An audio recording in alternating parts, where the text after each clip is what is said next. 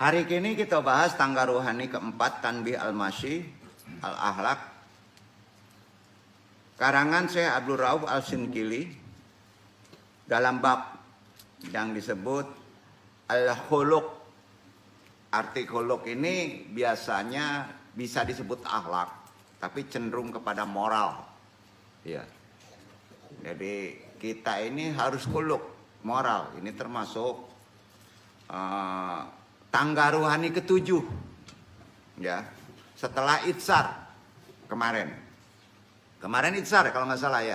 Nah, ya. Untuk yang baru mungkin silakan baca, nggak, kalau nggak nyambung yang ke belakang, nggak susah kacinya kok. Bismillahirrahmanirrahim. Assalamualaikum warahmatullahi wabarakatuh. Waalaikumsalam warahmatullahi wabarakatuh.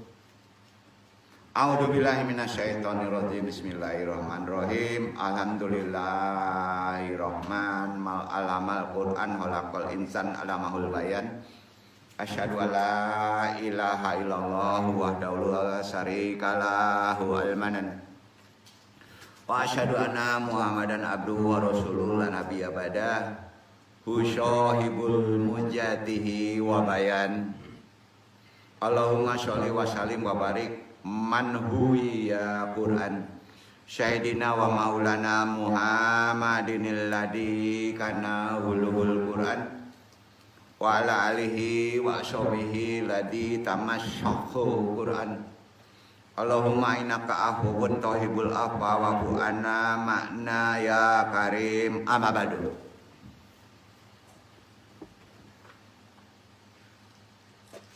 Rabbi syahri sadri wa yassirli amri wa hlul 'uqdatam min lisani yafqahu qawli. Ya Allah, mudah-mudahan pentalim dan yang ditaklimi dilancarkan semua urusannya. Talim ini diridhoi Allah. Amin amin ya rabbal alamin. Syahadatul kurama, para alim, wabil khusus ikhwan jemaah YMAA yang andung taklimi,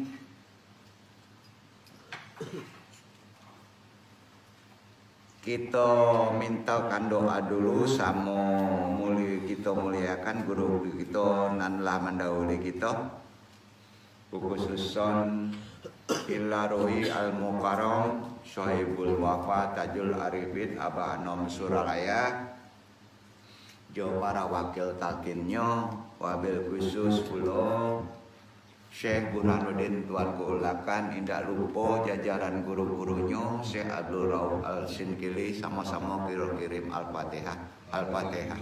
A'udzubillahi minasyaitonirrajim. Bismillahirrahmanirrahim.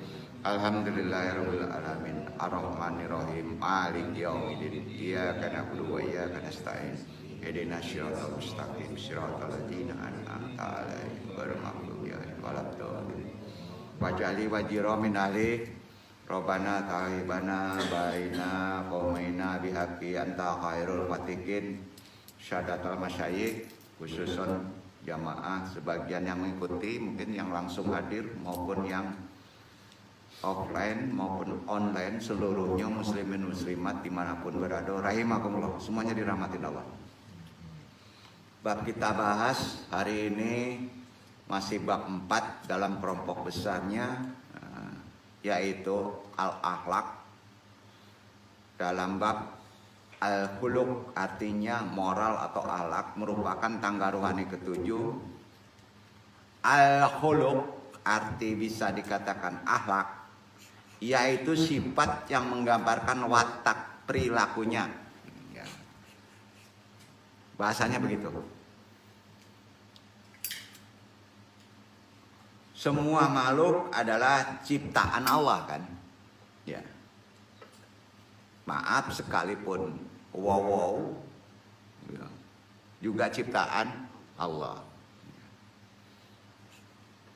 Berakhlak berarti membuat makhluk lain nyaman. Berarti kita sudah berakhlak. Siapa aja, termasuk wow, termasuk kucing, termasuk kecoa, kecuali dia menjolimi kita. Sepakat? Ya. Membuat makhluk, apapun makhluknya nyaman. Itu khuluq. Moral kita bagus. Jadi al-khuluq itu pola tingkah laku yang ditunjukkan seseorang dalam keseharian. Perbanyak. Di antaranya praktek khuluq adalah menyuburkan at-tasyakur, syukur. Termasuk maqamat khuluq. Sering bersyukur. Tentunya bersyukur kepada Allah, bukan bersyukur kepada dapat duit. Ya. Asyukur maqamat khuluq dalam Al-Quran itu diposisikan sebagai sikap dan aktivitas yang sangat dekat dengan capaian terhadap hidayah Allah. Kalau kita sering-sering duduk pada maqamat khuluq, kemudian kita mengucapkannya bukan khuluq bukan, tapi syukur, alhamdulillah, ya misalnya ya, maka hidayah Allah cepat datang. Istidlal dalilnya ada di An-Nahl ayat 121. Anu yang baca, a'udzubillahi minasyaitonirrajim, bismillahirrahmanirrahim. Syakirali an ummihi ijtabahu wa hadahu ila syuratim mustaqim. Ini kepada Ibrahim ya, bersyukur atas nikmat-nikmatnya dan Allah telah memilih serta menunjukkan ke jalan yang lurus. Jalan lurus itu ditunjukkan, itu hidayah. Jadi kalau kita bahas, ini kita gandengkan dulu antara khuluq dengan syukur. Khuluq gandeng dengan syukur. Aktivitasnya rasa syukur, tasyakur dengan khuluq adalah aktivitas tajakur. Aktivitasnya tajakur. Tajakur itu ibadah dan ketaatan. Kemudian tadabur, berpikir yang bernilai manfaat itu tadabur. Bukan ke lapangan ya. Tadabur itu berpikir yang bernilai manfaat, itu namanya tadabur. Dan terakhir tafakur, merenungkan sesuatu realitas agar bernilai guna bagi orang yang banyak, itu tafakur. Ya, merenung sesuatu realitas agar bernilai guna bagi orang yang banyak, itu namanya tafakur. Ya. 4 aktivitas tadi, yaitu tasyakur, tazakur, tadabur, tafakur, secara terintegrasi dikatakan kalau digabung 4 tadi, tasyakur, tazakur, tadabur, tafakur, itu yang disebut al-khuluq al-azim. Apa? Al-khuluq al-azim, khuluq yang besar. Pribadi Nabi Muhammad SAW terpanggil uswatu hasanah kan? Apa itu? Teladan terbaik dalam pola tingkah laku keseharian. Uswatu hasanah. Dan terus menerus dalam keterjagaan sebagai berbagai kebaikannya sambil membawa kejamaahan umat. Diberikan kepada umat keteladanan itu. Terbangun dalam sebuah kekuatan besar, mengubah pola tingkah laku, akhlak karimah, dan keyakinan dari masyarakat jahiliyah musyrikin ke kondisi mukminin Madinah al-Munawwarah. Bagian ini yang mengikat kaum muslimin untuk diikat dari Nabi SAW. Jika umat ingin tercerahkan keunggulan, berkemajuan dan kemuliaan agama Islam, maka kejar maqamat rohani ketujuh yang disebut khuluq. Jadi bagaimanapun sulitnya kondisi umat, jalan keluar dari berbagai beban berat yang menimpa, cobaan apapun juga, ini kan hanya tinggal ikhtiar. Kalau optimal dengan maqamat yang didudukinya, insya Allah. Tentunya tidak memberatkan untuk kehidupan kita. Karenanya dengan mengacu pada ketentuan syariat, yang dipahami secara komprehensif, kita harus kafah, tidak separuh-separuh. Jika akidah umat Islam yang semestinya tertanam di dalam diri paling dalam setiap muslim, tanamnya kemana? Makomat kuluk itu bukan di kolbu, tapi di lub. Lub, letaknya di lub. Jadi memang sangat tinggi, Pak. Jadi sulit kalau berbicara lub untuk dibahas ke logika sulit. Lub itu lubuk hati nurani, inti kemanusiaan itu lub. Letaknya di tengah. Jadi kuluk itu di situ letaknya. Moral di situ, di lub. Biasa disebut tajkiyah al-nafs. Dalam setiap aktivitasnya melalui putaran kekuatan spiritual. Akhlakul itu. Setiap saat yang tidak boleh berhenti. Maka disebut tawaf kolbu, bagian dalam. Maka tidak bisa disangsikan lagi akan tumbuh sebagai pribadi. Antum al-alwan inna allaha ma'akum. Kamu yang paling tinggi martabatnya karena Allah menyertai kamu sekalian di lubnya, gitu. Secara kolektif, khair umat akan kembali lagi yang umat lain tidak bisa mengunggulinya. Pusing-pusing deh, nggak apa-apa deh, perewel aja dulu. Nah, gitu.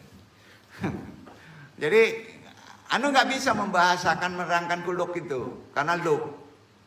Tapi harus wawasan kita harus tahu dulu ya. Kalau kita sudah sampai makamat rohani sulit dijabarkan gitu. Ya. Karena sifatnya person. Ya. Jadi prestasi itu diprediksi Nabi akan muncul kembali dalam kehidupan. Ya. Sebagaimana isyarat hadis Nabi riwayat Muslim dari Abu Hurairah. La taqimu al-sya'ah hatta yukatila al-muslimun al-yahuda wa yaqtuluhum al-muslimun. Tidak akan terjadi kiamat sampai orang-orang muslim memerangi orang Yahudi, maka orang-orang muslim menang kemudian membunuhnya. Jangan disampaikan di luar, Pak. Ya. Karena gerakan kekuatan seseorang atau umat secara kolektif kembali berangkat dari fitrahnya pada lubnya yang bersemayam di bagian dirinya paling dalam dan paling dasar sebagai manusia, yaitu lub nurani atau disebut kelompok orangnya uli al-ilmi atau uli al-albab. Ulul albab di Quran, ulul ilmi. Ulul albab itu ulul ilmi. Ini berada di Al-Baqarah 269. Itulah maqamat khuluq. 269 itu maqamatnya khuluq, Bro. Silakan dibaca. Kita dasari dulu. Masih dasar jabaran ya.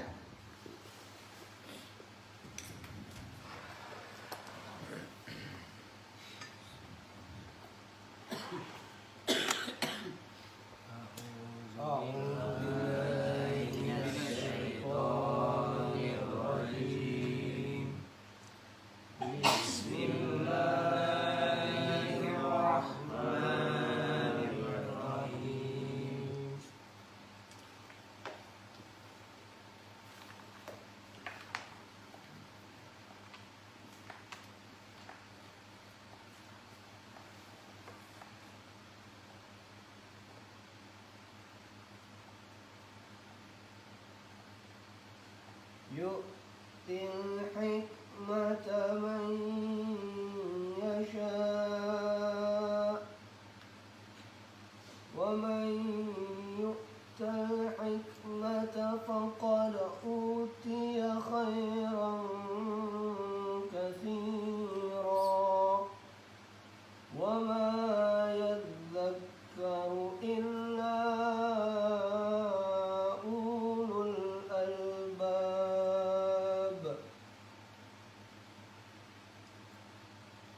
Allah menganugerahkan al-hikmah, kefahaman dalam kefahaman yang dalam tentang Al-Quran dan As-Sunnah kepada siapa yang dia kehendaki.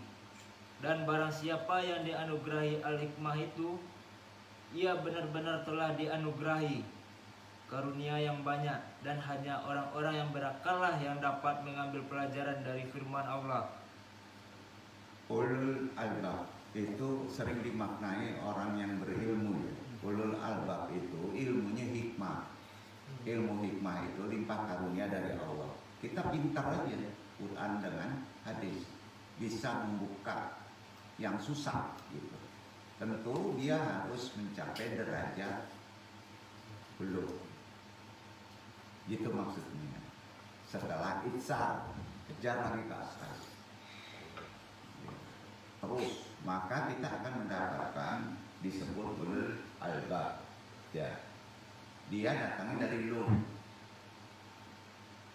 hati yang paling dalam, hati nurani orang menyebutnya. Jadi kecerdasannya tidak sama dengan kecerdasan epistemologi, dan itu membantu. Kadang-kadang kalau itu udah cerdas, udah duduk, epistemologi dapat sendiri, walaupun kita tidak masuk di akademis. Ya. Jadi kalau ditanya karunia untuk mendapatkan hikmah yang dalam, ada ikhtiarnya, ada, yaitu dengan jalan tanggaru ani. Nah, ini jalan prakteknya belum, ya. Anu menjelaskan dulu tatanannya, ya. Ya, kita kan bingung nih prakteknya gimana kan gitu. Prakteknya gimana dong? Prakteknya gimana? Kalau tobat, syukur, udah tau lah prakteknya. Ya, kalau ini prakteknya jelas berbeda. Makanya lu coba dulu melalui tiap hari amalan-amalan zikir. Semuanya amalan zikir sebetulnya prakteknya. Jadi yang disebut orang yang sholat sampai disebut mirajul mu'minin itu dengan zikir, bukan badannya yang terbang, ya, bukan begitu pengertiannya. Jadi kebaikan menyebar seirama dengan kemajuan sains. Orang yang udah dalam itu seimbang. Akhirnya kualitas amal solehnya berbeda dengan yang lain dari kebanyakan orang. Ini jelas dijanjikan oleh Allah di Ali Imran ayat 18, dibaca lanjut 18. Syahidallahu annahu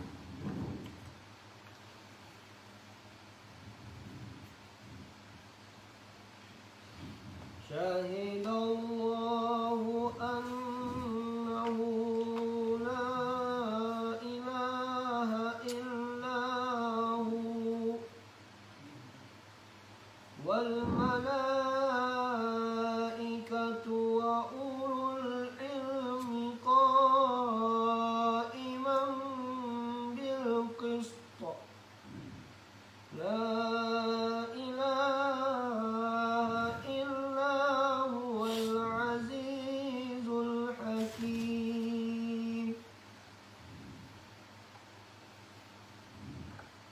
menyatakan bahwasanya tidak ada Tuhan yang berhak disembah melainkan Dia, yang menegakkan keadilan. Para malaikat dan orang-orang yang berilmu juga menyatakan yang demikian itu. Tak ada Tuhan yang berhak disembah melainkan Dia, yang maha perkasa lagi maha bijaksana. Jadi para malaikat itu bisa makan dengan orang yang berilmu, dalam pengertian ilmu di sini ulul albab. Belum tadi, bukan ilmu epistemologi, ya dudukannya. Nah, jadi itulah pembuktian kebesaran Allah memberikan hikmah kepada manusia yang sampai derajat makomat tertentu. Sebagai objek sains tentunya bersamaan dengan berjalannya kehidupan nyata secara adil. Hal itu karena sains berkembang sesuai esensinya. Sains itu kan berkembang sesuai esensinya, yaitu nur hakikat Muhammad, nur cahaya. Ya. Bagi kehidupan, nur hakikat Muhammad itu nur cahaya bagi kehidupan terkait dengan kecerdasan hikmah. Kan Allah berfirman di Al-Maidah, coba dibaca ayat 15.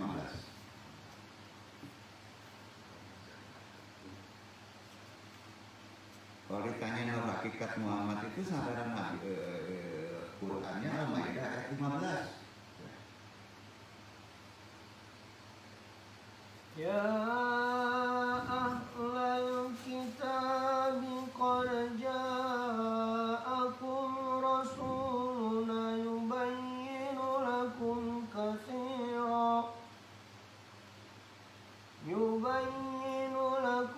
كثيرا مما كنتم تخفون من الكتاب ويعفو عن كثير قد جاءكم من الله نور وكتاب مبين. Hai ahli kitab, sesungguhnya telah datang kepadamu Rasul kami, menjelaskan kepadamu banyak dari isi Alkitab yang kamu sembunyikan, dan banyak pula yang dibiarkannya. Sesungguhnya telah datang kepadamu cahaya dari Allah dan kitab yang menerangkan. Nah, itu nur hakikat Muhammad, cahaya dari Allah, ya. Karenanya nur dalam ayat tadi adalah nur hakikat Muhammad. Yang zahirnya ada darah di diri Muhammad SAW, ya, Rasulullah. Karena itu pada Rasulullah itu ada dua hidayah dan ilmu, ya, hidayah dan ilmu. Hadis riwayat Bukhari, sahih, ya. Jadi bagian ini yang mesti menjadi sasaran kita sebagai orang yang ilmuwan. Kalau antum belajar agama sampai master agama, ya itu masih tumpul. Harus kejar dulu makomat sampai ke lub. Lub itu kejar ke tangga 7 tadi, ya, ke tangga 7 tadi. Maka di situ insya Allah keintelektualan kita itu sudah standar dengan malaikat, sama, ya, sama. Akalnya tidak menggunakan akal manusia, tapi akal asli, ya. Akal malaikat itu akal asli, ya. Jadi pentingnya kita kaji ini begitu. Begitu juga contoh-contoh yang paling bawahnya nanti seumpama berdoa. Berdoa kita akan berbeda, tapi harus dijelaskan dulu secara tarbiyah, ya. Kita turunkan dulu, ya. Orang yang memberi juga akan menerima, ya, betul kan? Nah, karena disebutkan dalam hadis diriwayatkan oleh Imam Tirmizi, Nabi Muhammad pernah menyatakan bahwa doa merupakan intisari ibadah, ya, iya kan? Inti ibadah adalah doa. Pengertian di sini doa meminta atau bukan? Bukan, ya. Bukan, ya. Ibadah. Ad-doa mukhul ibadah. Hadis sahih. Alasannya pertama, jangan meminta aja. Walaupun ada meminta itu bonus, ya, akan diberi. Ya. Pertama, doa itu berdoa sama halnya dengan menjalankan perintah Allah. Itu dulu yang pahami. Dalam konteks kholok, berdoa itu sama dengan perintah Allah. Jadi antum mesti berdoa. Itu dulu. Sama dengan sholat, sama dengan puasa. Itu doa. Ya. Yang kedua, doa mampu memutus pengharapan kepada selain Allah. Tauhid tuh. Kita kan sering kalau ada duit selesai urusan, ya, gitu ya. Berarti kita menuhankan uang, ya. Harapan kita hanya kepada Allah. Itu kedua. Ini ke tauhid. Pengertiannya doa mampu memutuskan pengharapan kepada selain Allah. Hal pengertian tersebut sekaligus menunjukkan betapa pentingnya seorang hamba memanjatkan doa kepada Allah. Ya. Jadi antum sekarang dalam makomat ke-7 Al-Khuluq ini harus sudah berakhlak, bermoral, doanya berbeda, tampil beda. Bahwa doa itu tidak penting mustajab. Tidak penting antum berdoa itu dijabah, tidak penting. Dijabah itu urusan 100. Karena doa itu adalah sudah ibadah. Ya. Gitu ya, itu dulu. Ya. Karena doa merupakan bentuk penghambaan diri kepada Allah sebagai bukti bahwa hamba itu lemah sehingga harus terus meminta kepada Allah. Ibadah. Ya. Jika setiap orang yang berdoa kepada Allah hanya berdasarkan keinginan hati, maka ia juga berharap supaya yang dipanjatkan dikabulkan oleh Allah, kan gitu kan? Ya, berharap. Berbeda halnya apabila doa juga didasari dengan ilmu. Ilmunya ya yang ini tadi. Ya. Orang yang berilmu dalam Islam disebut ulama kan? Iya kan? Tatkala berdoa akan sadar bahwa ia sekedar hanya seorang hamba. Waktu berdoa sadar. Dan sudah seharusnya jika seorang hamba itu memohon kepada zat yang bisa memberi. Iya kan? Dengan landasan ilmu itu, ujungnya gimana? Diberi atau tidak diberi, dikabulkan maupun tidak, maka yang dilakukannya adalah kebenaran. Kebenaran aja. Karena ia hanya meminta kepada zat yang benar. Pusing juga nih. Kira-kira gitu deh. Sampai-sampai kelemahan seorang hamba disyairkan oleh ulama masyhur Syed Abdullah Al-Haddad. Pernah dengar nggak? Ini khuluq dia. Ya. Terkait doa. Qad kafani ibnu rabbi ummin syuwali wakti yari faduadi wakti hali sahudi kuli diptikori. Karena dia nyanyiin tuh, disairin tuh. Ya. Telah cukuplah bagiku pengetahuan Rabbku akan permintaan dan usahaku.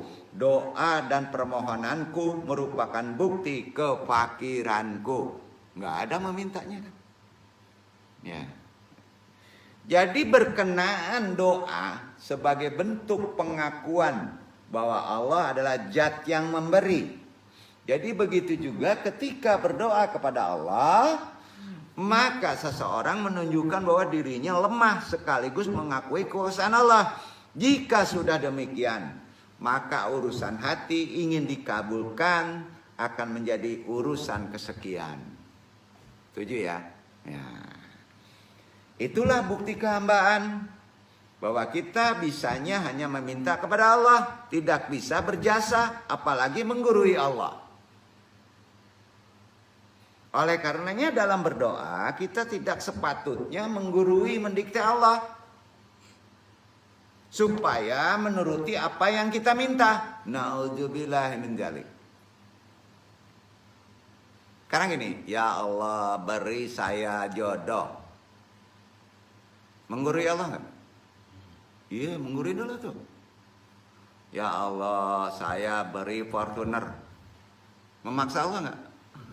Ya, ya, sama gitu. Jadi maknanya dalam ini ya. Itu sebetulnya untuk sufi dalam makomat 7 ini ya, di Khuluq udah berdosa.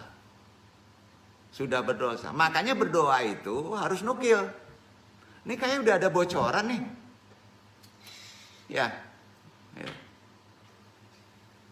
Itulah tanda antum tidak berilmu kalau berdoa berdasarkan kehendak dan berdasarkan pikiran kita. Ya. Merasa berilmu tidak menyadari hak-hak Allah itu tidak bisa digeser. Ya. Kalau antum sudah menggurui Rabbnya dalam berdoa, bahaya ini. Anehnya hal ini sering merasuk kepada orang-orang yang berilmu. Semoga Allah Zat yang Maha Mengetahui mengampuni kita semua dalam berdoa. Nah, doa antum besok pasti berpikir nih, beda, nggak sama. Nih. Ada sebuah kisah sampai dikisahkan oleh Asy-Syukandari dalam kitab Al-Hikam. Ya. Karena terkait hikmah, kita ambil dari sana nukilnya. Jadi di Al-Hikam berkenaan dengan doa, ada seorang hamba yang dekat dengan Allah Subhanahu wa taala. Dikisahkan ada seorang hamal. Hamal itu kuli bangunan. Bukan kuli bangunan, kuli panggul. Tukang di pasar tuh manggul. Nah, namanya hamal. Biasa mengangkut barang di pasar. Dengan mengangkat barang dari kendaraan, menurunkannya, maka ia mendapatkan upah sebagaimana mestinya. Ya. Begitu mendapatkan upah yang sekiranya cukup untuk biaya makan dirinya sendiri hari itu, maka ia mencukupkan pekerjaan dan memutuskan pulang untuk beribadah. Jadi, kalau udah makan, perut kenyang, kuat untuk beribadah. Cukup itu. Jadi hari-hari pun berlalu seperti yang ia jalani. Suatu waktu setelah ia menjalani pekerjaannya, ia merasakan mengeluh dengan yang ia jalani. Namanya manusia. Ya, betul kan? Mengeluh, ya. Hati-hati. Ya. Manusia itu mengeluh. Dalam maqamat perjalanan rohani, mengeluh ini termasuk masalah. Ada orang pengen nikah mengeluh. Mengeluh kan? Pengen nikah. Sudah nikah mengeluh juga, Pak. Ya. Punya anak ngeluh juga, Pak. Ya. Nah, itu perlu makomat. Ya. Sehingga ketika pulang, hamal pun memanjatkan doa kepada Allah. Silakan praktek doa ini makbul. Nah, bocor-bocor deh.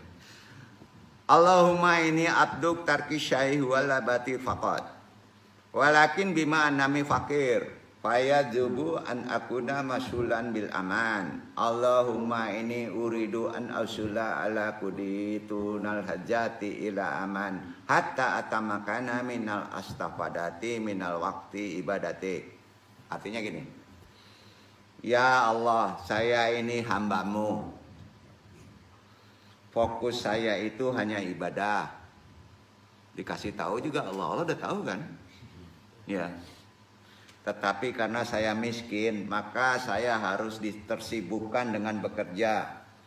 Ya Allah, saya ingin mendapatkan rezeki tanpa harus bekerja, supaya bisa beribadah terus-menerus kepadamu ya Allah, supaya dapat memanfaatkan waktu untuk beribadah kepadamu. Betul kan? Baik kan doanya ya? Dikabul sama Allah. Banyak yang dikabul. Sambo dikabul, ya. Sambo kan dikabul tuh. Doanya kayak gitu, jangan-jangan ya. Siapa lagi? Ulama yang dikabul siapa? Mau tahu? Buya Hamka. Dikabul. Waktu saya terbatas ya Allah. Berilah saya waktu yang luang untuk bisa mentafsirkan Al-Quran. Saya akan membuat buku ya Allah. Berilah saya rezeki supaya bisa saya mentafsirkan Al-Quran. Bener ini, Buya Hamka yang bocorin sendiri. Ujungnya dikabul Allah, masuk penjara. Dikasih makan, dikasih biaya. Dia ada waktu nulis tafsir. Putus tafsir Al-Azhar. Ayo, jadi antum kalau pengen dapat istri, doanya kayak gitu kira-kira. Antum ngajarin, langsung dapat istri. Tapi masuk penjara dulu ya. Benar dikabul nih, ya. Ternyata benar dikabulkan doa tadi, ya. Hamba panjatkan tadi, tetapi dengan cara yang tak pernah disangka-sangka. Suatu saat ia mendapat musibah. Hamal ini, kuli panggul ini, dituduh mencuri hingga menyebabkan dipenjara sebab tuduhannya mengarah kepadanya. Di penjara itu ia setiap hari mendapatkan makan tanpa perlu susah payah mencari uang dan makan kan disediain sama pemerintah. Jadi kejadian yang menimpa itu pun kembali mengeluh. Ini anehnya, dia minta tapi ngeluh juga. Betul kan? Makanya kalau nikah jangan tukar cincin, Pak. Langsung nikah. Kemana nih gajinya? Takut ada ngeluh nanti. Ya, gitu. Nggak apa-apa, tanda ikatan. Ya, gitu.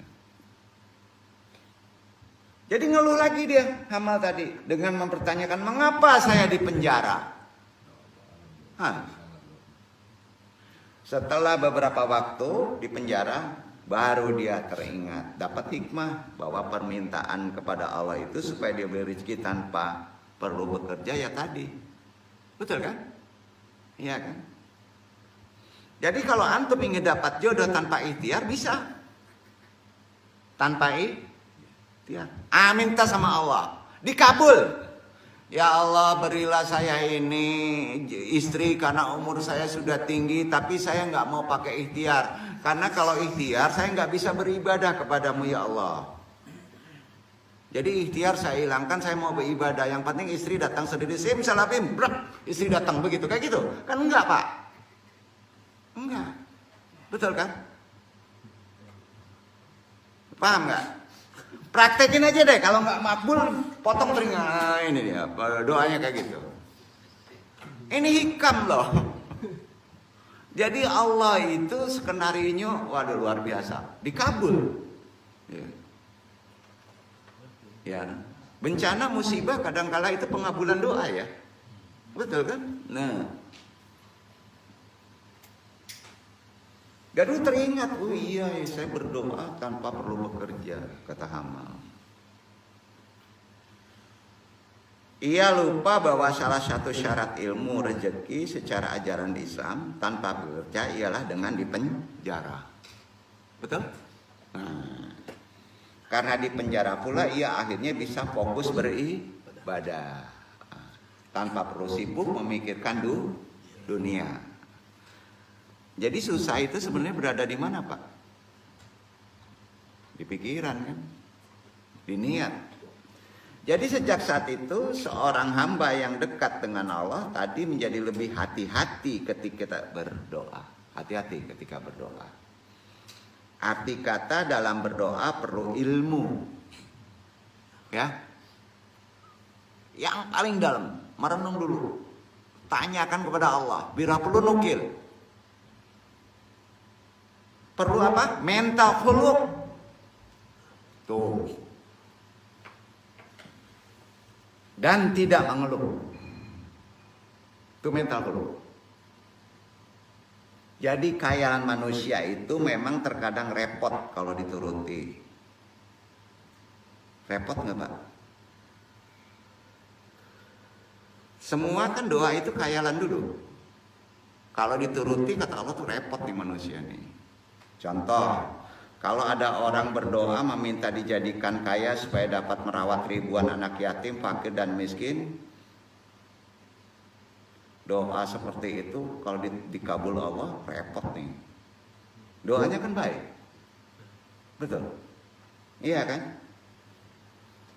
Misalnya gini. Ikhwan Iqbal berdoa, ya Allah, setelah nikah beri saya kekayaan akan merawat 100 anak yatim, ya umpama fakir dan miskin. Bagus kan doanya? Mau nggak doa kayak gitu? Nggak dikabul sama Allah. Nggak dikabul. Sulit. Kalau diturut Allah ini repot jadinya. Di satu sisi niatnya baik untuk menolong orang lain kan? Hikmahnya kita pahami.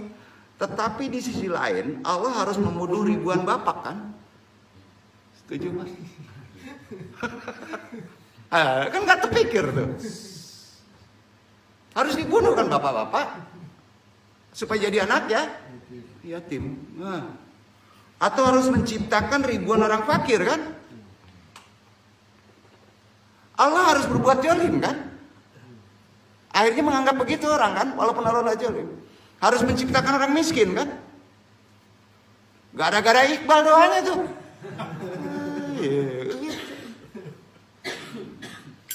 Disitulah kita sering nggak tahu skenario Allah. Ya itu gampangnya lah kayak gitu.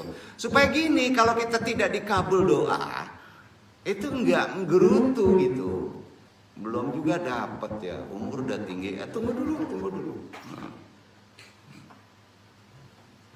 Di sisi lain Allah harus membunuh ribuan bapak, harus menciptakan ribuan fakir miskin supaya kalau berdoa itu jangan sampai seakan-akan menggurui Allah. Tadi doanya menggurui Allah nggak? Menggurui Allah. Memangnya antum tahu tuh? Ya itu yang logika aja kan kita nggak tahu, lupa. Nah. Sama dengan menggurui Allah.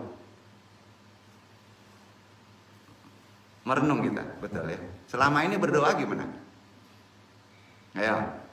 Ya Allah, berilah suami saya yang baik sama saya, sayang sama saya. Nggak bakal makbul. Enak aja diguruin sama Allah. Nggak bayar tuh, nggak bakal deh. Nggak bisa doa kayak gitu. Nah, kebanyakan doa kayak gitu nggak? Iya. Jadi mesti gimana dong doanya? Doa pertama yang terbaik adalah mencontoh sunnah. Nukil ke sunnah. Yang paling baik sekali adalah ke Quran. Quran susah menukilnya. Susah.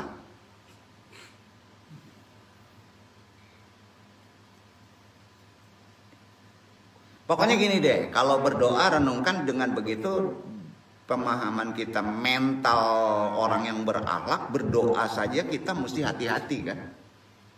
Betul kan? Cari amannya gimana sih? Udah nukil ke Quran. Sekarang ya Allah, percepat saya nikah tanggal sekian bulan sekian. Itu mendikte loh. Jangan diisi dengan doa. Jangan. Memangnya antum tahu akan sampai nanti ke sana umur? Kacau. Jangan. Luruskan tauhid kita. Susah ngaji kalau udah tingkatan ruhani ya. Kan sampai ke situ kita. Pokoknya jangan sampai menggurui mendikte Allah. Karena doa kalau sesuai hati kita saja, sesuai pikiran saja, doanya umumnya seenaknya. Walaupun yang diinginkan baik. Tapi menyalahi sifat dan keadilan Allah. Betul kan? Pasti itu. Jadi lebih selanjutnya berdasarkan pendapat ulama, doa yang aman dan paling baik untuk dipanjatkan adalah doa yang warid namanya. Apa itu warid? Ada sanadnya sampai ke Rasulullah. Duduk nggak? Ada sanadnya doa itu sampai ke Rasulullah. Semoga ini bermanfaat terkait dengan mental khuluq kita dalam berdoa. Berarti mulai besok berdoa kita berpikir kita. Ya. Cari aman, nukil ke sunnah, nukil ke Quran. Nanti dong ajarin gimana cara nukil. Semua permohonan ada di situ. Termasuk permohonan para jomblo. Benar. Ada.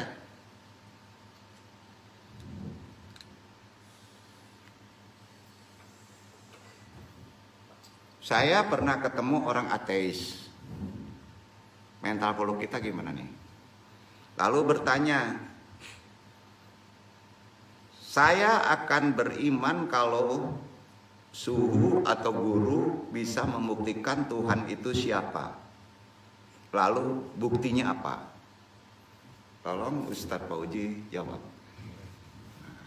Ateis ya, bukan kafir. Buktikan Tuhan itu siapa, lalu buktikan apa? Kalau Tuhan itu ada. Betul antum mau beriman? Nah. Ya suhu. Antum yang jawab ya.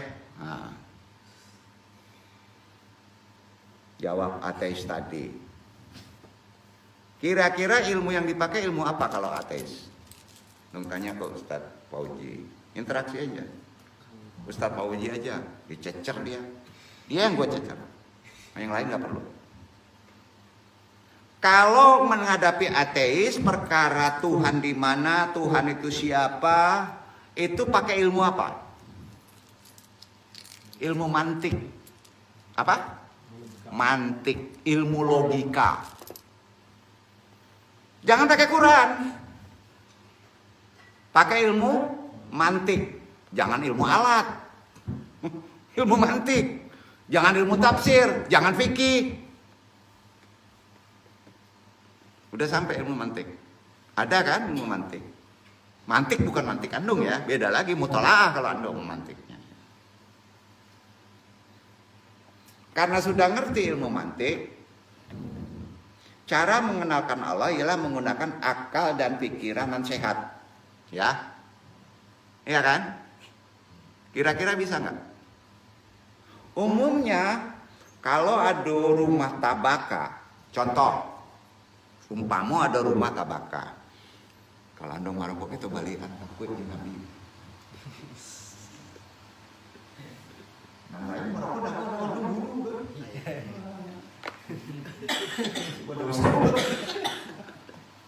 Sebagian aku. Kalau ada rumah tabaka, biasanya ada orang mengatakan sebab musababnya kan. Ilmu mantik tuh. Saumpama korsleting listrik, ada barang yang melatui, meledak. Ada yang melatui dia teh. Korsleting listrik, kan sebab musababnya itu. Ada pula mengatakan tidak ada sebabnya sama sekali. Ada pula kan? Tidak tahu sebabnya dong. Ilmu mantik juga tuh. Orang ateis itu kalau dikasih jawaban dengan mantik logika sama banget. Jadi orang ateis itu kalau dikasih jawaban mantik. Kalau orang ateis dikasih jawaban Quran ngambok, cari. Jadi itu. Paham ya? Harus pakai ilmu mantik. Sangat senang kalau dia di ilmu mantik. Senangnya kenapa? Karena ada sebab. Ada sababmu sabab.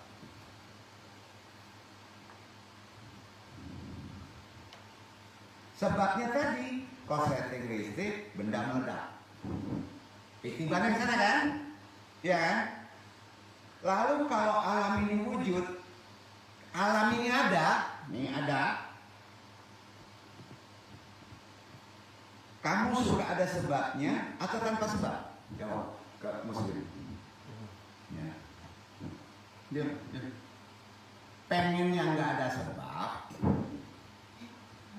atau pengen yang ada sebab? Silakan renung. Nah, Quran jawabannya aneh kan? Tidak diciptakan dari sebab, tapi dari ketiadaan. Tahu lah. Bingung nggak? Itu mati.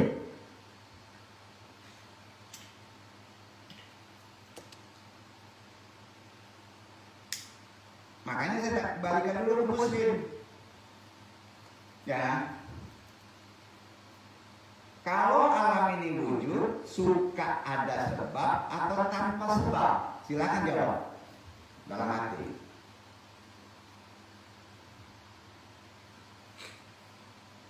Jujur ya, walaupun dia muslim, walaupun ada iman, Allah menciptakan dari ketiadaan kan, tetap lebih suka ada sebabnya. Dia karena apa? Ada akal dan pikiran. Kecuali ada ini. Iya kan? Nah. Jadi orang etis itu begitu.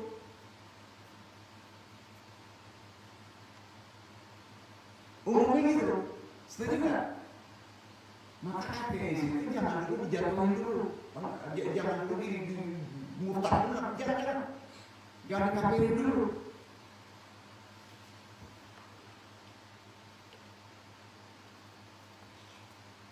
Karenanya oleh ajaran Islam nan dinamakan Tuhan apa yang dinamakan Tuhan ajaran Islam? Sebab bingung. Sebab itulah yang dinamakan Tuhan. Duduk. Bukan Allah ya. Bingung kan nih? Dalam ilmu mantik ini korelasi loop ya. Sebab itu adalah Tuhan. Setuju? Setuju kan nih? Jujur deh, gitu.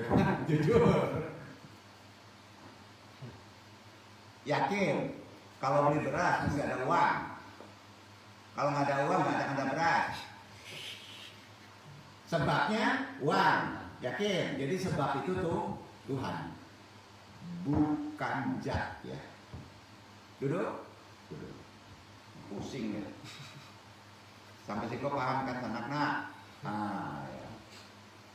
Selama ini kita Tuhan itu sebab. Orang filsafat Tuhan itu sebab.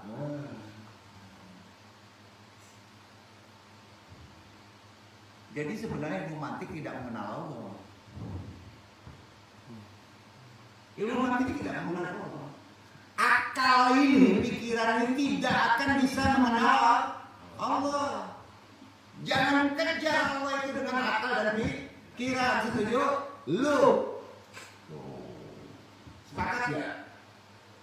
Kalau dikejar Allah sampai esensinya di akal dan kecerdasan intelektual, mabok kan komputer-komputeran dong. Karena menganggap akal pikiran itu Tuhan. Ayo, salah nggak nih? Nah ini orang-orang yang salah pola berpikirnya kacau nih.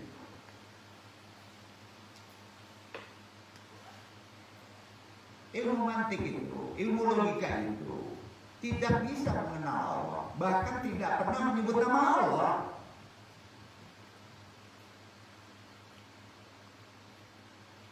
Intinya, ilmu mantik yang diajarkan di pondok-pondok pesantren, majelis-majelis taklim, tidak pernah menyebutkan Allah, itu saja.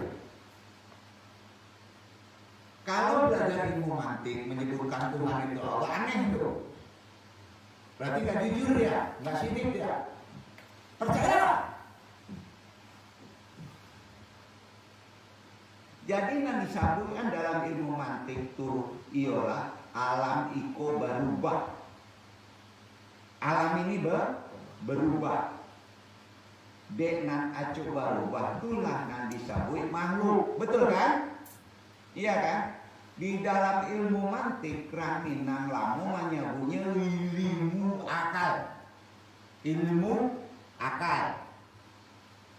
Baik barakah. Jadi kalau lai barakah, lai Tuhan, kan itu. Lai akal itu Allah. Nggak ada orang menyebut itu kan? Nggak ada kan? No. Kalau makhluk butuh, nah ini ilmu.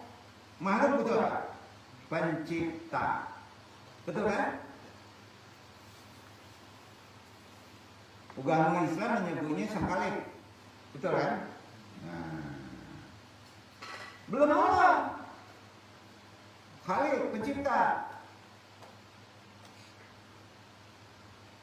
Karena itu alam ini sudah akibat musabab. Kalau akibat butuh sebab, itu maksudnya.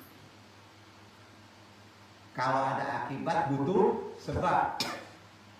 Betul? Kalau ada makhluk butuh Khalik. Kalau ada makhluk bukan butuh Allah. Beda lagi. Mantik akal nggak mengenal Allah. Karena itu kita sebut musabibul asbab. Apa? Musabibul asbab.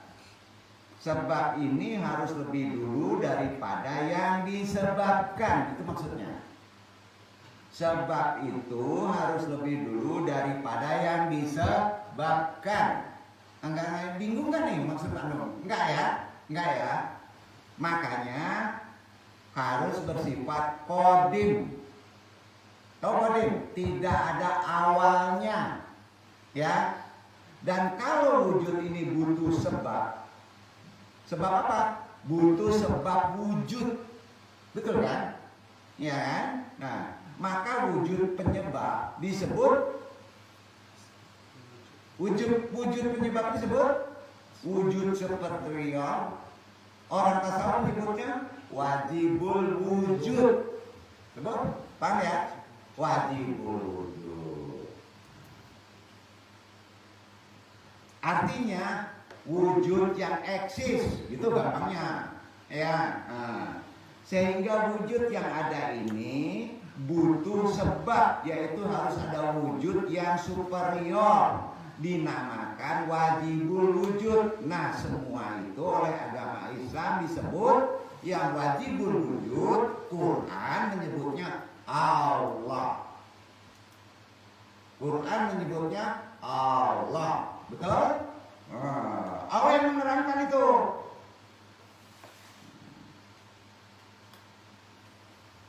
Tapi uniknya orang ateis itu langsung iman, percaya.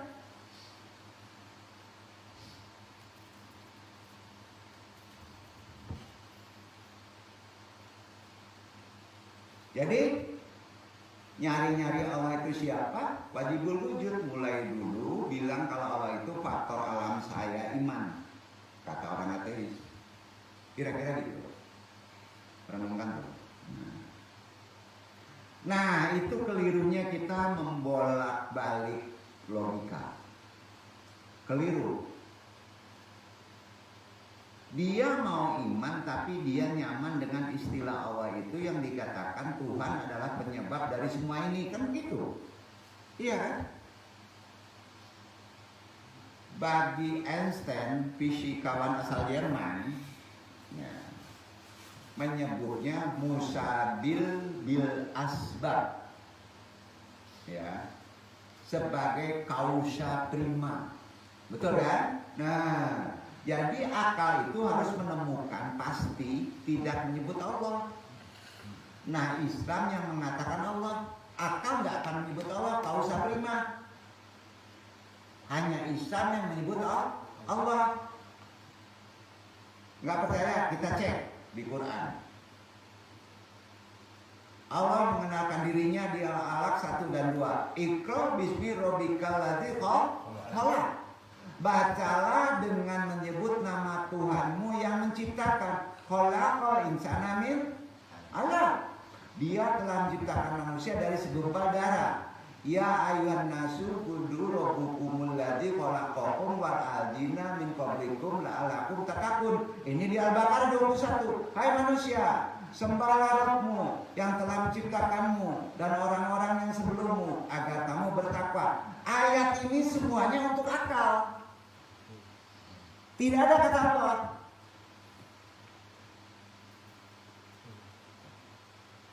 Sebagian ayat kalam Allah, sembahlah saya.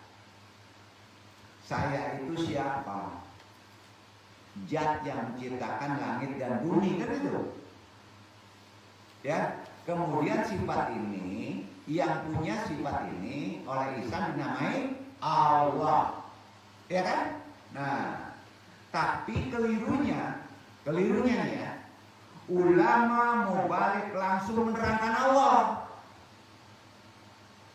tidak dijabarkan dulu. Itu kelirunya. Jadi maaf ya, PKI pikirannya Allah itu siapa? Betul kan? Betul kan? Padahal akal hanya punya rumus apa? Alam ini butuh penyebab. Penyebab ini kita sebut musabibul asbab. Kan hanya itu. Nah, Artinya penyebab-penyebab atau kausa prima atau wajibul wujud. Artinya kewajiban untuk eksis. Islam secara agama menamainya Allah. Kalau langsung Allah, Allah itu siapa nanti? Betul kan?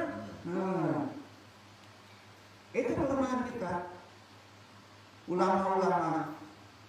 Nah, itu kelirunya kita. Kita juga ikut keliru dalam merekonstruksikan bangunan tauhid. Hati-hati. Kalau antum merasa sebagai ahli sunnah, yakin. Ini aneh juga nih. Yakinnya gini ya. Pola berpikir banyak dimantik tanpa disadari, menggeser akidah syariat Islam. Gini. Yakin ayah Nabi, kakek Nabi, sampai Nabi Adam kan semuanya mukmin. Yakin? Bingung kan?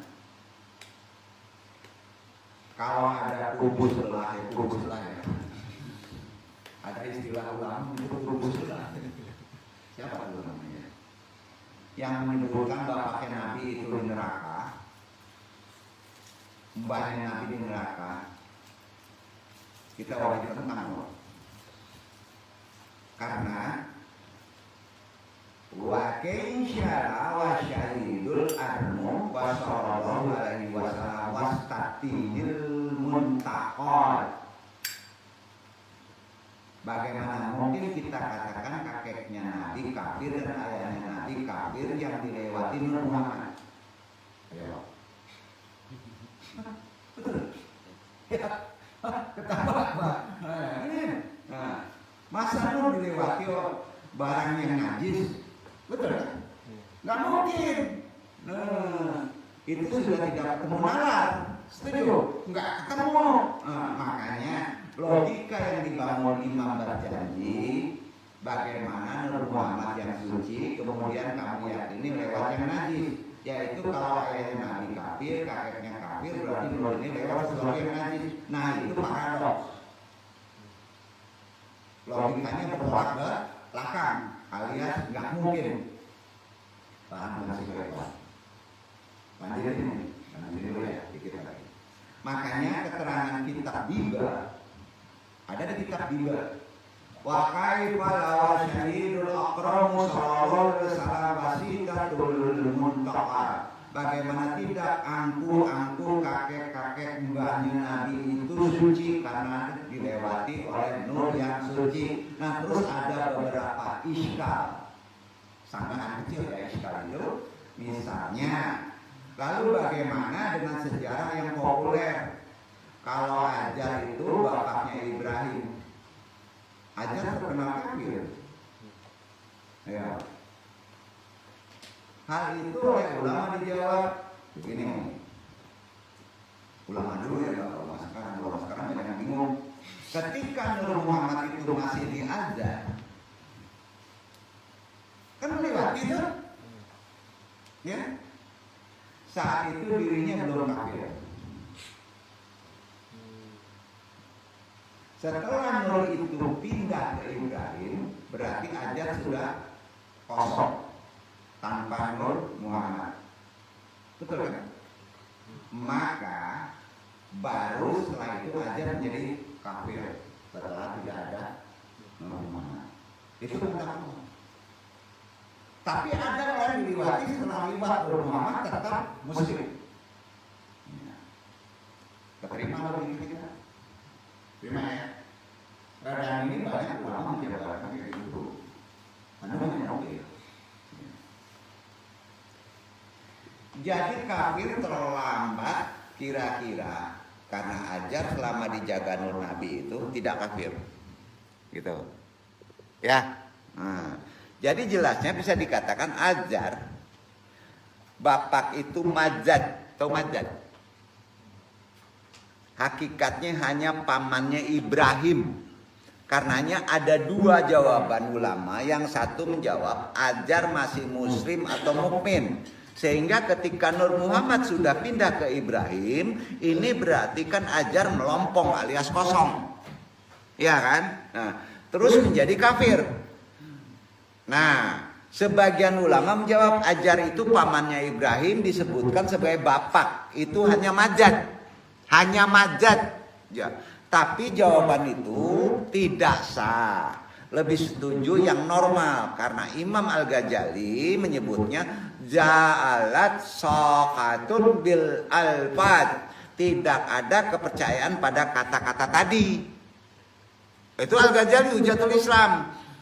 Nah, ini ribetnya gini nih. Ya. Orang bertolak-tolak ya. Orang kemudian tidak percaya dengan lafal karena nanti setiap ada kata bin itu beneran atau tidak. Kan pakai bin semuanya tuh. Karena ada kemungkinan majaz, kan terus pusing nanti jadinya secara awam. Disinilah pentingnya mental, khuluq, akhlak, iman. Kalau kata Quran nggak terjangkau oleh pikiran, langsung ke sini iman nih, gitu aja.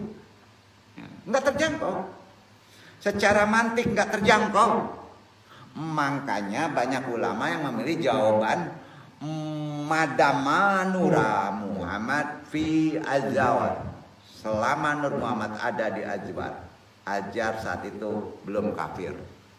Setelah ada intakalun nur, berpindah nur ke Ibrahim, Ajar baru kafir. Dan semua ulama tasawuf, ulama fikih juga begitu. Kebanyakannya ya. Kita tetap yakin bapaknya Nabi, kakeknya Nabi, hingga Nabi Adam itu semuanya mukmin. Alasannya apa? Wa kala wa syaidul armu sallallahu alaihi wasallam wasisatihil muntakot, dan betapa tidak dan yang terhormat damai beserta semuanya pilihannya memang dilalui sampai akhirul zaman. Ini perlu pemahaman yang lebih dalam lagi. Jadi memang agak berat menyampaikannya, tapi Anda harus menyampaikannya. Yang terakhir, termasuk mental akhlak terkait dengan mantik, logika kita. Pertanyaan dulu ya, nggak dilempar ke ini deh, nggak dilempar ke Iwan Pauji, yang lain aja ya. Orang yang bermaksiat itu takdir dari Allah atau pilihan akal manusia itu sendiri? Tolong jawab, Ikhwan siapa? Kira-kira gitu. Orang yang bermaksiat itu takdir dari Allah atau pilihan akal dari manusia itu sendiri? Ada yang bisa jawab?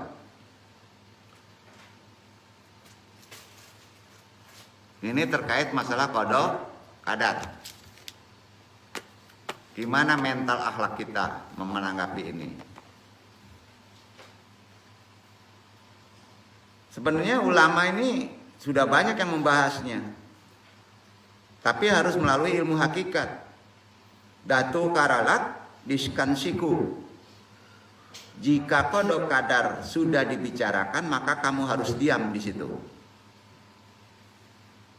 Doim, diam. Kalau sudah masuk qada qadar, kamu harus diam. Diam pengertian akal nggak boleh bekerja. Gitu. Karena pertanyaannya begini, kalau kamu orang soleh, semoga antum bisa latihan jadi orang soleh ya. Itu melihat Allah sudah menentukan semuanya menjadi hebat. Kita bangga nggak memiliki Tuhan yang sudah mengetahui bagaimana nasib kita seperti apa nanti? Bangga nggak? Allah tahu kan? Seharusnya bangga punya Tuhan kayak gitu.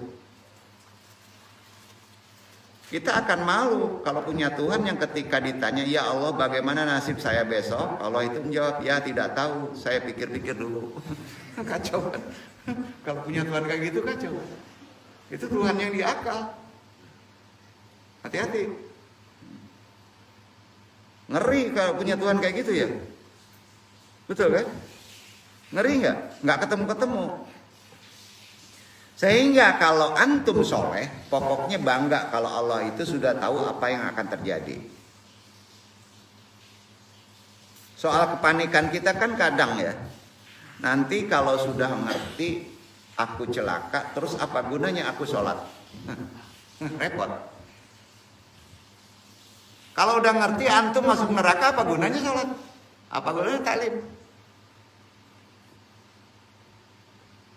Itulah kesalahan kita. Kita kecewa kalau sekarang kita soleh. Betul kan? Sama dengan itu kan? Kalau antum udah tahu, akhirnya apa? Percuma antum soleh, gitu kan?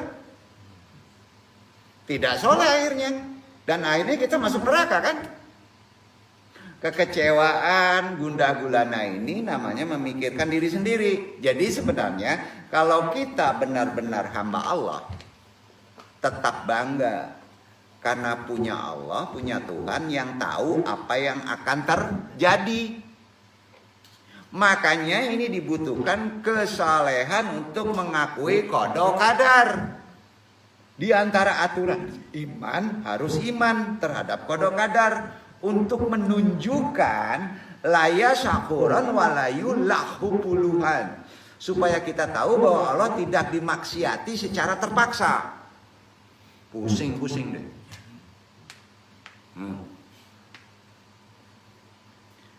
Kita bisa nggak bayangkan kalau Allah mengeluh seperti ini? Umpama ya, sebenarnya saya tidak suka maksiat, tapi saya bisa berbuat apa? Artinya apa? Kalau maksiat dan keburukan, ya, khairi wa syahiri manallah, baik dan jahat dari Allah. Gawat kan? Nah, Allah itu akan menjadi kesifatan manusia.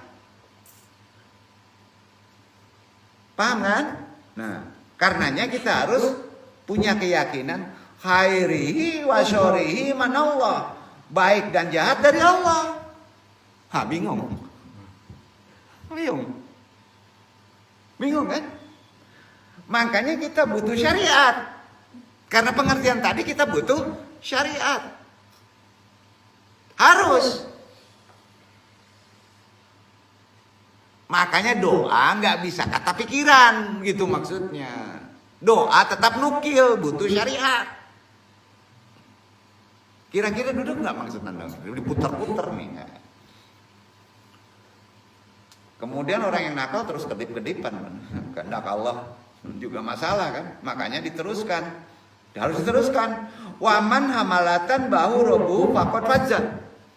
Dan siapa yang menimpakan dosa atas nama Robnya, maka dia kurang ajar tuh. Kan itu jawaban Quran. Yang zina kamu Allah tidak ikut. Tidak ikut zina. Yang maling kamu Allah tidak ikut maling. Kemudian kamu bilang semua karena Allah. Kacau. Sama juga kamu mengkriminalkan Allah. Mainan hati-hati. Jadi makanya orang soleh itu hafalannya harus banyak. Agar bisa meniru orang soleh. Antum ingin soleh tapi pakai akalnya sendiri, ngaco. Udah gampang Islam itu. Nggak perlu berpikir. Nggak laku ilmu filsafat ya dong. Gitu. Jadi bukan nggak boleh, ilmu filsafat tempatnya beda. Ilmu akal tempatnya beda. Kalau dipakai akalnya sendiri, tidak ada korelasi, bahaya dalam agama. Karena agama itu butuh riwayat. Setuju? Agama itu butuh riwayat. Karena siapa yang tidak meyakini khairihi wa syarrihi minallah, baik dan jahat dari Allah, maka dia karena seakan-akan di dunia, di kerjaannya terjadi sesuatu di luar kehendaknya. Tapi khairihi wa syarrihi minallah, baik dan jahat dari Allah, orang yang menimpakan dosanya ditimpakan karena Allah. Fakot saja. Maka dia aneh bener nih. Kurang ajar. Allah tidak ikut maling, tidak ikut korupsi, tidak ikut zina. Itu semua kehendakmu. Kalau kamu sudah paham betul, ya sudah jadi orang soleh aja. Ya kan? Nah, kalau tidak ya pilih. Famsikun, Apa? Diam. Maka sudah tidak usah dibahas. Qada qadar nggak bisa. Qada qadar jangan dibahas. Famsikun. Yakini aja. Kalau begitu. Yang taklid boleh itu Quran sebetulnya boleh taklid.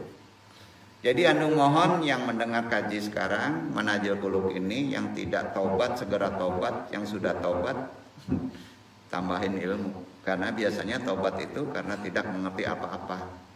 Karena cuma mikir. Maaf ya. Ilmu Islam itu tidak rumit sebab ada dalil. Setuju? Ada Qur'annya. Yang rumit itu ilmunya antum.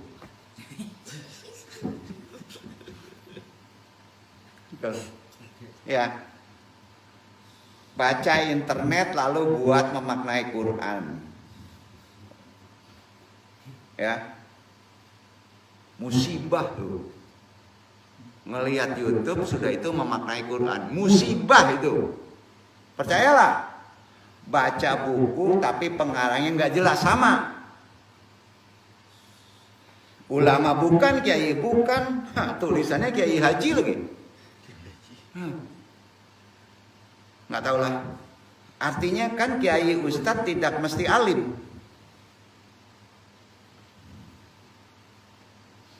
Tapi harus kita hormati kiai ustadz itu. Kenapa? Kita menghormati kiai ustadz mubalik itu kenapa? Karena soleh.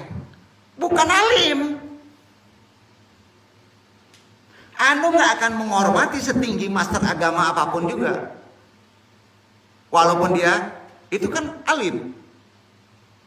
Kalau dia tidak soleh. Kita menghormati itu soleh. Makanya kiai ustadz gak perlu alim. Yang penting soleh. Maka dihormati. Maksudnya paham ya? Nah, tapi kalau langsung berfatwa, ulama, ustadz nggak soleh langsung berfatwa mengerikan. Setuju nggak nih Ustadz Fauzi? Mengerikan nggak? Mengerikan. Apa sebab? Dalilnya pasti liberal. Pasti itu. Kecuali dia harus duduk dulu di Makomat Rohani. Maka dia tidak akan ngomong sembarangan. Semua agama sama di depan Tuhan. Nah, kacau nih. Nah, kalau diutak-atik secara akal, Al-Maidah ayat 69 dibaca. Kira-kira gitu. 69 ya.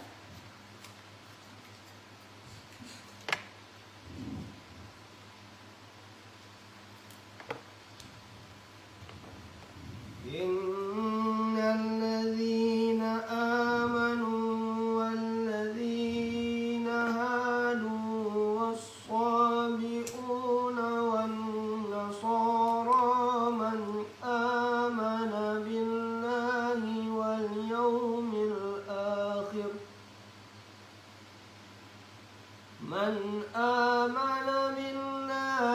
واليوم الآخر وعمل صالحا فلا خوف عليهم ولا هم يحزنون.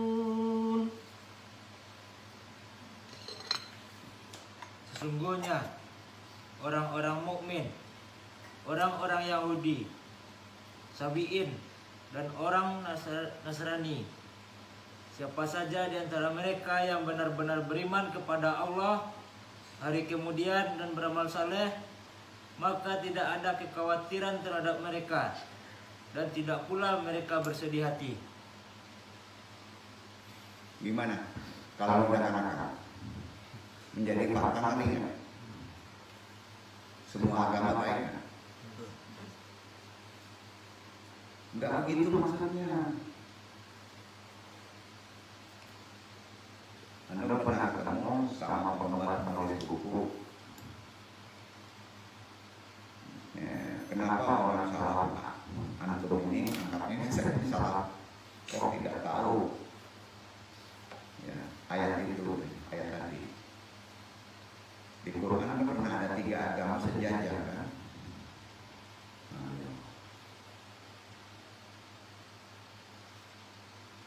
Antum kan hafal Quran, kenapa tidak tahu ayat itu?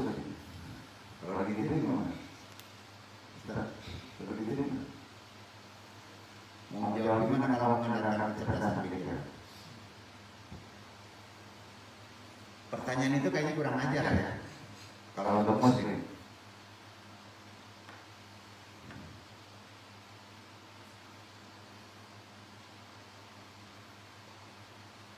Jawabannya di akhir surat Al-Baqarah. Dibaca.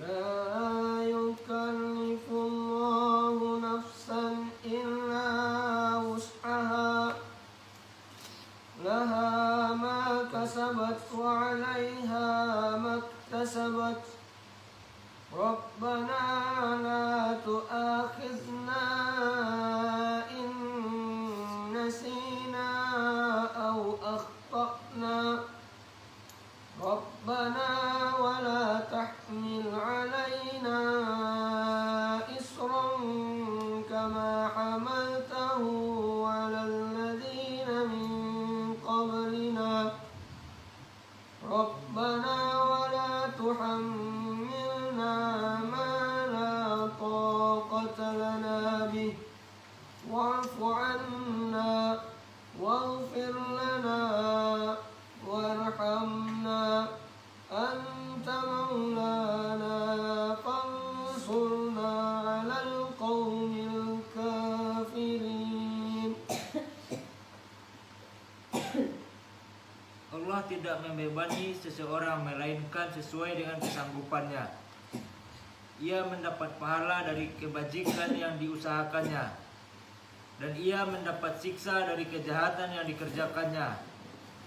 Mereka berdoa, "Ya Tuhan kami, janganlah Engkau hukum kami jika kami lupa atau kami tersalah. Ya Tuhan kami, janganlah Engkau bebankan kepada kami beban yang berat sebagaimana Engkau bebankan kepada orang-orang yang sebelum kami. Ya Tuhan kami, janganlah Engkau pikulkan kepada kami apa yang tak sanggup kami memikulnya.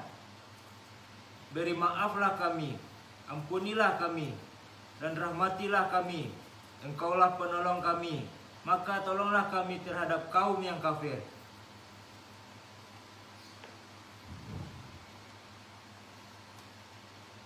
Mengkawinya kan mengambil. Jadi semua doa, masalah dunia, mau anak, mau jodoh, mau kaya, mau sarana, itu dari rohani. Beda dengan hadis. Kalau hadis terkait umat, tarbiyah, misalnya pengen majelis banyak, pakai contoh kan Nabi pengen apa? Pengen kuat sholat, itu contohnya ke sunnah. Tapi kalau urusan rezeki antang terus. Ini bukan ijazah, ini Quran. Yang ijazah yang di atasnya tadi. Setelah ijazah baca itu. Mau duit, mau tepat waktu, nikah cepat, mau punya anak, cukup itu. Itu paling aman. Sampai ya. Akan afdol kalau udah duduk di makomat mental akhlak. Langsung mobil itu gitu dikabul Allah. Tapi kalau belum sampai duduk sana di makam taubat juga udah mobil itu. Kenapa harus sebut begitu? Antum harus betul-betul taubat. Nasuha. Setelah antum baca dengan runut esensi, ya kirim Fatihah, abalu, Nabi, ya, pemberi risalah, ya kan? Sudah itu, khalifah Ya, tambah terima kasih kepada Julia. Ya, betul kan? Sudah itu doa Al-Baqarah ayat terakhir dari rohani. Insya Allah. Ya, insya Allah. Jadi itu bukan ijazah ya. Yang terakhir doa itu bukan ijazah, tapi itu yang paling aman. Yang paling aman itu karena sudah menyangkut seluruhnya, maka diletakkan di terakhir. Al-Baqarah. Paham maksud Pak Lai? Nah, jadi itu. Jadi yang kemarin-kemarin belakang itu huruf. Jadi lebih baik ke situ. Ya, insya Allah. Maka dikasih jasa yang pangkal dulu. Ini jasa, yang pangkal ini jasa. Kalau ijazah itu orang yang menemukan oleh ijtihad kan. Nah. Jadi tetap kaji. Syarat masuk surga apa harus masuk dulu agama Islam? Tolong dijawab. Insya Allah besok. Jadi ini maksudnya yang kedua. Agak susah, mudah-mudahan ini agak lebih gampang ya. Nah, yang tadi agak susah.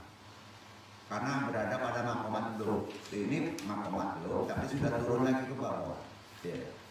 Insya Allah bisa dibahas hari Rabu ya. Wabillahi taufiq wal hidayah, mudah-mudahan bermanfaat. Pain luhan dong. Wassalamualaikum warahmatullahi wabarakatuh. Waalaikumsalam.